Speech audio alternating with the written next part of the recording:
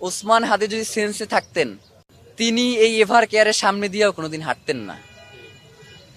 ওসমান হাদি জীবনে কখনো উচ্চবিলাসী ছিলেন না, এমনকি তার নিজ রোজগারের বাইরে 1 টাকার কোনো দুর্নীতি কারো কাছ থেকে নেয়া এমন কোনো অভিযোগ কখনো আসে নাই, এবং ওসমান হাদির টিমের নামেও কখনো আসে নাই।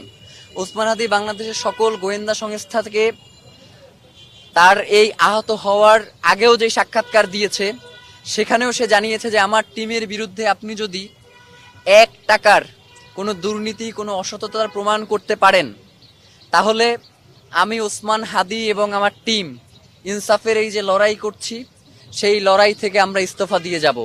সুতরাং বাংলাদেশের প্রশ্নই ওসমান হাদিদের দরকার, যার কারণেই আমাদেরকে সিদ্ধান্ত নিতে হয়েছে যে ওসমান হাদিকে বিদেশে পাঠানো দরকার। ওসমান হাদি সেন্সে